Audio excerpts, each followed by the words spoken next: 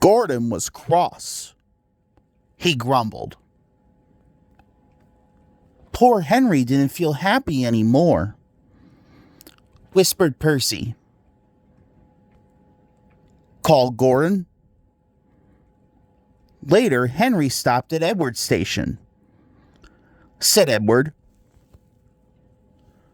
Smiled Henry. Said Edward. It was Gordon. He came rushing down the hill at a tremendous rate. He didn't look at Henry, and he didn't look at Edward.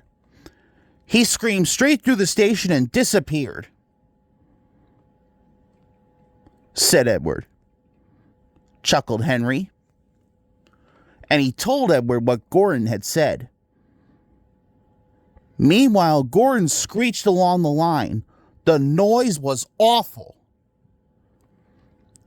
At the station, everyone covered their ears. Sir Topham Hatt covered his ears too. He bellowed. Gordon puffed sadly away. But he wouldn't stop whistling until two fiddlers climbed up and knocked his whistle valve in place.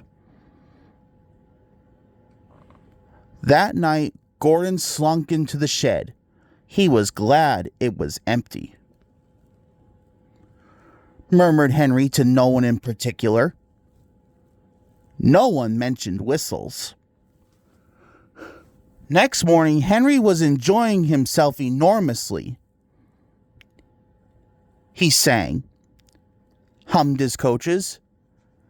Then he saw some boys on a bridge. He whistled. He called. The boys didn't wave and take his number. They thought it fun to drop stones on him instead. Cried the coaches. The passengers weren't hurt, but they were cross. Said the driver. They asked.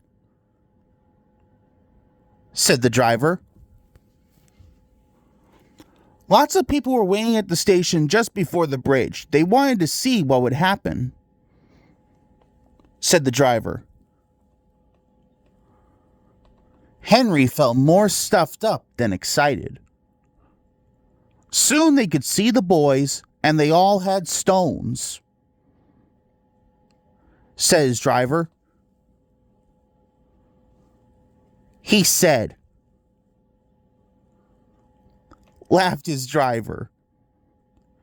Henry went home, hoping next time he saw Gordon and the boys, they would have learned not to be so mean.